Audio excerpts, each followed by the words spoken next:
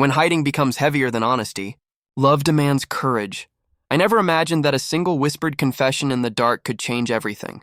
But when Marcus leaned close that night and spoke those words, my entire world tilted on its axis. The tremor in his voice, the warmth of his breath brushing against my ear, and the unbearable weight of what he was offering while asking me to keep it hidden left me breathless. Those 9 words would echo in my mind for months afterward, each syllable carrying both the promise of everything I'd ever wanted and the ache of knowing it had to remain our secret. Before we dive into this story, drop a comment below and tell us where you're watching from. Enjoy the story. It began 3 months earlier, on one of those crisp October evenings when the campus looked like a painting in shades of amber and gold. I sat in the library, pretending to study for my psychology midterm, but really watching Marcus through the tall windows as he crossed the quad with that effortless confidence he always carried. He moved like time itself slowed for him, as if the world wanted to savor his presence just a little longer. His dark hair caught the lamplight, and even from a distance, I could see the easy smile he wore while talking to his friends. Marcus had been my roommate for exactly 6 weeks, and in that time, I had learned that living with someone you're falling for is a quiet kind of torment. Every morning, I woke to the sound of his alarm, followed by the soft shuffle of his feet across our small apartment. He was always considerate, always gentle, never wanting to wake me. What he didn't know was that I had started waking earlier, just to hear those small, ordinary sounds of him moving through the morning. The housing office had paired us randomly, 2 grad students needing affordable housing near campus. On paper, we were a perfect match, both organized, both quiet, both focused on our studies. But what no form could predict was how my heart would skip every time he said my name, or how I'd invent excuses to stay home just to be near him. That evening, I watched him disappear into the psychology building and felt that familiar ache of longing mixed with frustration. I had been wrestling with these feelings for weeks, trying to convince myself they were harmless, just admiration, just friendship, anything but the truth. Because the truth was simple and terrifying, I was completely and hopelessly drawn to my straight roommate. I'd never been great at hiding my emotions, but with Marcus I'd become a master of quiet observation and careful distance.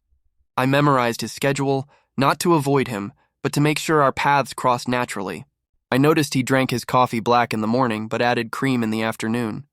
He had a small scar above his left eyebrow he'd touch when deep in thought.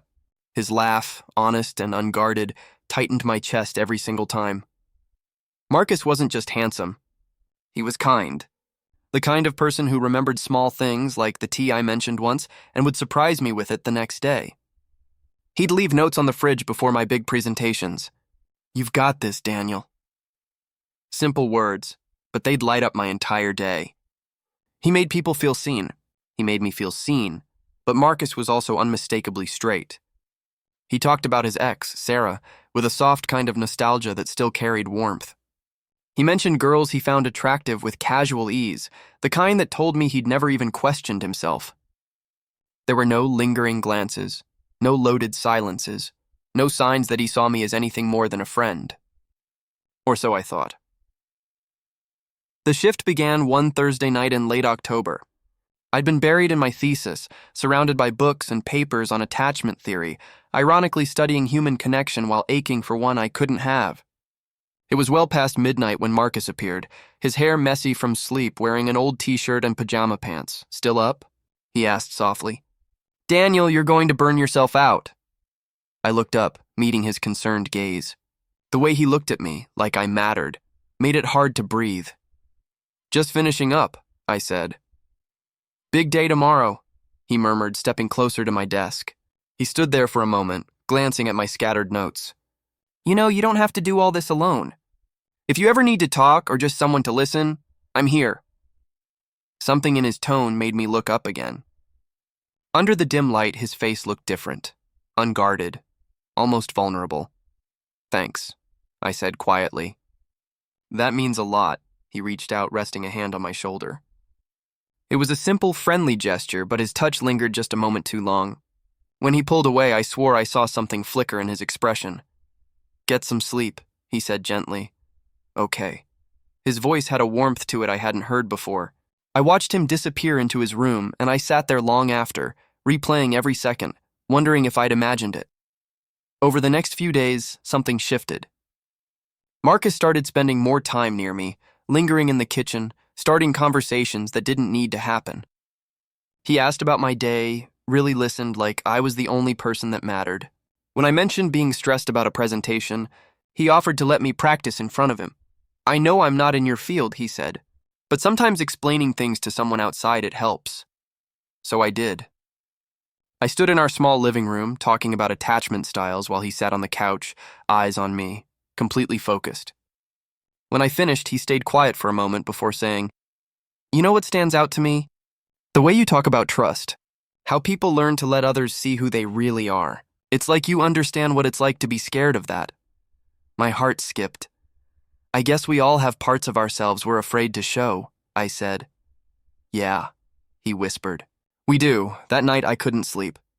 His words kept circling in my head, full of something I couldn't name. Was he trying to tell me something? Or was I just hearing what I wanted to hear? The uncertainty was maddening, but underneath it was hope. The breakthrough came the next week, on a clear November night. We'd fallen into a routine of evening walks, talking, laughing, pretending it was about exercise. That night the air was sharp and the campus glowed under the streetlights. We stopped beneath an old oak tree that had stood there for generations. Music drifted faintly from a dorm nearby. "Daniel," he said, and something in his voice made me turn fully toward him. "Can I ask you something?" "Of course," I said, my heart pounding. He hesitated, eyes flicking between the ground and the sky. When he finally spoke, his voice was barely above a whisper. "Have you ever felt like you were living your life for other people? Like you were so busy being who they expected that you forgot who you really were?" The question hung in the cold air between us, heavy with meaning. "Yes," I said softly. "I have." He nodded as if my answer gave him courage. "I've been thinking a lot lately, about who I am when no one's watching, about what I actually want." I held my breath, sensing something huge. "What do you mean?" He met my eyes then, and in them I saw fear, hope, and something deeper. "I mean, sometimes I catch myself looking at you and thinking things I've never let myself think before, feeling things I didn't know I could feel." The world went silent, the music, the cars, even the wind. It was just us. "Marcus," I whispered. "I know this sounds crazy," he said quickly, voice trembling. "I've had girlfriends. I've never questioned who I was. But then you moved in and suddenly everything I thought I knew doesn't make sense anymore. I don't know what this means. I don't know what I am or what I want. All I know is that when I'm with you, I feel more like myself than I ever have. And that terrifies me." "Why does it terrify you?" I asked, though part of me already knew the answer. "Because," his voice broke slightly, "because if I let myself feel this, if I let myself want this, everything changes. My family, my friends, the life I've been building. It's like admitting I've been living somebody else's story for 25 years. I moved closer, close enough to see his hands tremble, to catch the edge of his scent. Clean cologne mixed with the cold night air. "Marcus," I said softly, "you don't have to figure everything out right now. You don't need all the answers tonight." He swallowed hard. "What if I'm wrong?" he asked, vulnerability raw in every word. "What if this is just confusion? A phase? What if I end up hurting you? Or myself? What if you're not wrong?" I answered gently. "What if this is you finally letting yourself feel something real?" He stared at me, and I could see him wrestling with years of expectation, rehearsed behaviors, fear. Then, so quietly I almost missed it, he said, "I think I'm falling for you, Daniel, and I have no idea what to do about it." Those words hung between us like a fragile bridge, precious and terrifying. Tears pricked at my eyes, not from sadness but from relief. At last he had named the thing I had both hoped and feared. "You don't have to do anything about it," I said. "Not tonight. We can take it slow. See what happens one day at a time." He nodded, a mix of relief and panic crossing his face. "I've never been this confused," he admitted. "But I've never been this sure I want to try either." We walked home in a comfortable silence, but everything had shifted. There was an awareness now, an acknowledgement of what had quietly been growing between us. It wasn't a resolution. It was the start of something fragile and true. From that night, the days that followed felt like a careful dance of discovery and restraint. Marcus and I navigated new territory with cautious hope. Conversations deepened, honesty surfaced, and vulnerability became part of our routine. He opened up about his childhood, the patterns that taught him to perform the life others expected. He described family dinners focused on achievement and reputation, where being different was quietly discouraged. I learned early that it was easier to be what people expected, he said one evening as we shared pizza on the couch. You made it look effortless, I replied. He considered that, then admitted, maybe too effortless. I convinced myself that if I played the role well enough, it would become real. Now I'm realizing maybe that person was never truly me. Those talks threaded through moments of almost unbearable tension, glances that lingered a second too long, excuses to brush past one another in the kitchen, tiny physical contacts that suddenly felt loaded with meaning. We were learning the language of attraction, how two people communicate desire with the smallest gestures, and we were learning the language of fear. Marcus would sometimes pull away, sudden distance returning as he fought to keep boundaries in place. In those moments, I tried to give him space while showing with small acts that I wasn't going anywhere. The turning point came over Thanksgiving week. Most of campus emptied out, but we both stayed. Travel was expensive and deadlines loomed. What we didn't say out loud was that we were both secretly glad to have uninterrupted time together. The days felt suspended, and for once the world's expectations felt distant. We cooked, watched movies, and walked the nearly empty quad. On one of those walks, Marcus took my hand for the first time. We were crossing the quad when he stopped mid-sentence and reached for me. His fingers slipped into mine so naturally that for a moment I simply stared at our joined hands. When I looked up, his face held equal parts wonder and terror. "Is this okay?" he whispered. "More than okay," I said, squeezing his hand. We walked under the streetlights hand in hand, and I felt like I was floating. For most people it was an ordinary gesture, nothing, but for us it felt revolutionary. Marcus kept glancing down at our entwined fingers as if he couldn't believe it was real. "I've never held hands with a guy before," he confided. "How does it feel?" I asked him, and he thought for a long moment. "Right," he said finally. "It feels right." That night we talked until dawn, curled up on opposite ends of the couch with our feet touching. The physical contact was minimal, but deeply meaningful, slowly teaching us how to be close in a new way. Marcus told me about his first girlfriend in high school, how he convinced himself he was in love because it felt normal, because it checked the right boxes. When that relationship ended, he realized he had been more relieved than heartbroken, but at the time he couldn't name why. "I thought there was something wrong with me," he admitted. "Like I was broken, incapable of feeling what I was supposed to feel." My heart ached at his confession. I wanted to tell him he wasn't broken at all, that he was brave and whole exactly as he was, but I could see he was still processing. So I reached across the couch and took his hand again. He smiled then, quietly grateful, and I felt myself fall for him even deeper. We made our own small Thanksgiving, just the two of us, and Marcus surprised me by baking my favorite dessert, remembering a casual comment I'd made weeks earlier. Watching him move through the kitchen with that easy familiarity filled me with longing for a future I wasn't sure we could promise. After dinner, we sank back on the couch with wine and comfortable silence. He sat closer than usual, close enough that when he shifted his shoulder brushed mine. "Daniel," he said suddenly, "can I tell you something?" "Always," I answered. "I've been thinking about what this means for me, for us," he said. "I know I'm not ready for anything public. That might sound selfish or cowardly, but I need time to figure this out without everyone watching." "That doesn't sound selfish," I said gently. "It sounds human." He looked at me with such gratitude that I almost reached for him. "I don't want to keep pretending this is just friendship," he said. "What I'm feeling is more than that. What are you saying?" I asked, though hope was already rising in my chest. "Maybe we could try this," he whispered. "Just between us for now. See where it goes." The offer was fragile and brave. I could see how much courage it took. "Are you sure?" I asked. "Because if we do this, I can't pretend I don't have feelings for you anymore." "I know," he said. "I'm scared. But I'm more scared of spending my life wondering what if." That night, Marcus kissed me for the first time. We were still on the couch, the apartment warm and quiet. He'd been talking about his fears when he suddenly stopped and looked at me with an expression I hadn't seen before. "I want to kiss you," he said simply. "I want to know what it feels like." "Then kiss me," I whispered. He leaned in slowly, giving me space to pull away if I wanted. I stayed still, hardly daring to breathe. His lips were tentative at first, an asking rather than a taking. When I kissed him back, he deepened it with a kind of desperate relief. It wasn't cinematic passion. It was gentle, careful, and utterly real. When we broke apart, he rested his forehead against mine, both of us breathless. "Wow," he breathed. Yeah, I agreed. Wow. We spent the rest of the night talking and learning each other in this new context. Marcus was thoughtful, checking in, making sure I was comfortable, not rushing anything. His consideration made me fall for him even more.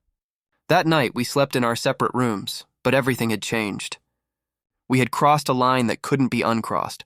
Morning brought awkwardness, the tender uncertainty of two people who had shared something profound and didn't yet know how to handle the aftermath.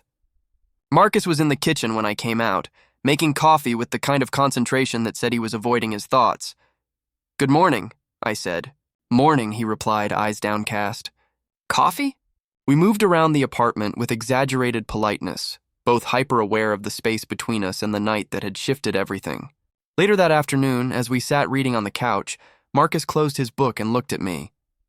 "About last night," he began. My heart clenched, bracing for a retraction. "I don't regret it," he said quickly. "I just need you to know I'm still figuring things out. Kissing you didn't give me all the answers." "I don't expect answers," I said. "I'm figuring this out too." "Really?" he asked, relief audible. "Really?" I replied. "I've never been in this situation either. I've never cared about someone who was questioning like this. I'm just trying to be honest and follow your lead." He smiled then, genuine and warm. "What are you feeling?" he asked. "Happy," I said simply. "Also scared, confused, and unsure of what comes next, but happy." "Me too," he said. In the weeks after, we explored what it meant to be together, quietly, privately. We developed small signals, private touches, and looks that spoke when words felt too risky. In public, we stayed roommates and friends. At home, we were discovering how to be more. Marcus read about identity and sexuality, trying to understand what he was experiencing. He asked me about my own coming out, curious and earnest. "When did you know?" he asked one evening, his head resting on my shoulder in a gesture that still felt miraculous. I thought about his question, searching for the moment when denial gave way to acceptance. "I think it was realizing that fighting it took more energy than being honest about it," I said softly. I was tired of pretending to be someone I wasn't. Marcus stayed quiet for a long moment, processing my words. "I feel like I'm just at the start of that journey," he admitted. "Like I'm only now beginning to understand who I really am beneath all the expectations." "That's okay," I said, gently running my fingers through his hair. "You don't have to rush. There's no deadline for figuring yourself out." Our conversations were often broken up by moments of closeness, quiet, careful, full of emotion we didn't need to name. Every touch carried a kind of wonder, every kiss felt like discovery. Marcus was fascinated by how different this felt from his past relationships. He examined his feelings with the same curiosity he gave to his studies, always searching for meaning. "It's like everything used to be in black and white," he told me one night after we'd been sitting close for what felt like hours. "And now, suddenly it's all in color. I can't believe I once thought what I felt before was enough." "Maybe it was enough for who you were back then," I said gently. "Maybe you just needed to be ready to see the colors." "Maybe," he murmured, but I could tell the truth of it still unsettled him. It's hard to accept that I spent years living without realizing what I was missing. "You weren't living a lie," I said firmly. "You were doing the best you could with what you knew then. That's all anyone can do." As December arrived and finals loomed, the mix of academic pressure and emotional intensity made everything feel like a storm. Marcus grew increasingly anxious, afraid someone might notice the way he looked at me, the shift in his energy. The breaking point came during finals week when his parents called to confirm holiday plans. From the kitchen, I heard his tone change, calm, polite, distant, as he spoke about grades and future plans. When he hung up, he looked drained. "Everything okay?" I asked. "They want me to bring Sarah to the family Christmas party," he said quietly, referring to his ex. "They think we just need time apart to fix things." The idea of him pretending to reconcile made my stomach tighten. "What did you say?" "I told them I'd think about it," he sighed, dragging a hand through his hair. God, Daniel, how am I supposed to go home and pretend anymore? How do I sit at that table and listen to them talk about my future with Sarah when all I can think about is you? I wanted to beg him to stay, to choose honesty over expectation. But I saw the conflict in his eyes. Maybe going home will help you figure things out, I said, though the words hurt to speak. I don't need perspective, he said sharply. I know what I want. I want you. I just don't know how to have that without losing everything else. I pulled him close, feeling the weight of his fear. We'll figure it out, I whispered, though even I wasn't sure if I believed it. Whatever happens, we'll face it together. He left for California 3 days later. The apartment felt hollow without him. Even surrounded by family, I missed him like a missing heartbeat. Our texts were cautious, words that could pass as friendly. But between the lines, I could feel his longing. Then, on New Year's Eve, everything changed. I was at a party, trying to pretend I was fine, when my phone rang just before midnight. I almost didn't answer, but something made me step outside into the cold air. Daniel. His voice trembled on the other end. Marcus? Are you okay? I can't do this anymore, he said, the sound of a crowd behind him. Do what? Pretend. I can't keep pretending.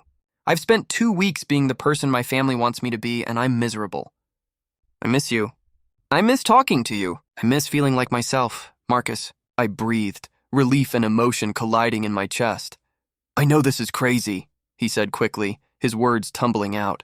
I know it's unfair to ask you to wait while I figure myself out. But Daniel, I'm falling in love with you, and I can't keep acting like I'm not. His words hit me like lightning, the kind of truth that changes everything. I'm falling in love with you too, I said before I could stop myself. Really? His voice broke into a smile I could hear. Really, Marcus? I've been in love with you for months. I was just waiting for you to catch up. He laughed then, pure and free. I'm coming home tomorrow. I can't wait anymore. I need to see you. I'll be here, I said. Thank you for being patient, he whispered. I'm not going anywhere, I promised. When he returned the next day, there was something new in him. Calm, confidence, and clarity. He dropped his bags, crossed the room, and kissed me like it was the first moment of the rest of our lives. I missed you, he murmured. I missed you too. We spent the day talking about his trip, about the clarity that had come at his family's party, watching everyone living lives that weren't mine. It felt like a cage, he said quietly. Being with you feels like freedom. I'd rather live a life that's real and disappoint some people than live a fake one that makes everyone happy. What does that mean for us? I asked. It means I want to try, he said. To stop hiding from myself. To see where this goes. Together. That night, while brushing our teeth side by side, he caught my eye in the mirror. I love you, he said simply. I froze, toothbrush in hand. What? I love you, Daniel, he repeated. Steady, certain. I set my toothbrush down and kissed him. I love you too, I whispered. That night we slept side by side for the first time, not because of passion, but because neither of us wanted to let go. I woke up again and again just to be sure he was still there, that it was all real. I'm tired of pretending that the most important relationship in my life doesn't exist, Marcus said, his voice trembling but steady. My heart started racing. Marcus, what are you saying? I'm saying I want to try being open about us, he replied. I want to see what happens if I stop hiding. Are you sure? I asked quietly.